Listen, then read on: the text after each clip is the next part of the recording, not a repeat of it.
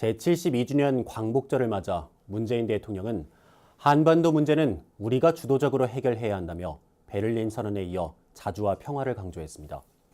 북한에 대해 도발 중단을 거듭 촉구하는 한편 누구도 대한민국 동의 없이 군사 행동을 결정할 수 없다며 미국에 대한 강력한 메시지도 내놨습니다. 보도에 이하정 기자입니다. 문재인 대통령의 제72주년 광복절 경축사의 키워드는 평화 그리고 자주로 요약됩니다.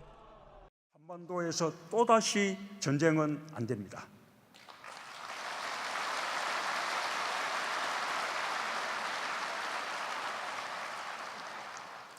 한반도에서의 군사 행동은 대한민국만이 결정할 수 있고 누구도 대한민국의 동의 없이 군사 행동을 결정할 수 없습니다.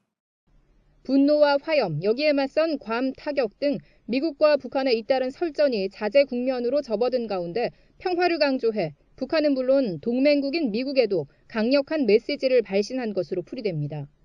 여기에는 이른바 운전자론을 담은 베를린 선언이 여전히 유효하다는 뜻도 담겼습니다. 대통령의 가장 비중 있는 연설 가운데 하나인 광복절 경축사를 통해 북한의 핵미사일 도발로 촉발된 안보 위기를 우리가 주도적으로 타개해 나가겠다는 의지를 대내외에 천명한 것입니다.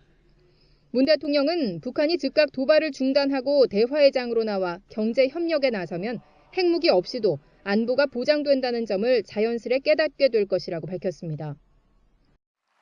북한이 기존의 남북 합의의 상호 이행을 약속한다면 우리는 정부가 바뀌어도 대북 정책이 달라지지 않도록 국회의 의결을 거쳐 그 합의를 제도화할 것입니다.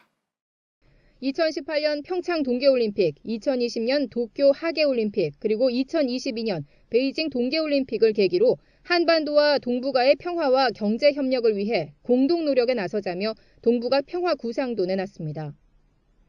일본에 대해선 역사 문제 해결을 양국 관계 발전의 전제로 들었습니다. 여기에는 인류 보편의 가치와 국민적 합의에 기반한 피해자 명예회복과 보상, 진실규명과 재발 방지 약속이 따라야 한다는 지적입니다. 한일 관계의 걸림돌은 과거사 그 자체가 아니라 역사 문제를 대하는 일본 정부의 인식의 부침에 있기 때문입니다.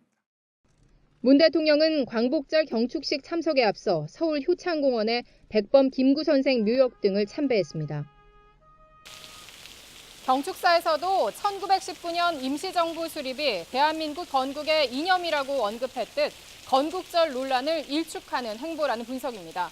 청와대에서 BBS 뉴스 이하정입니다.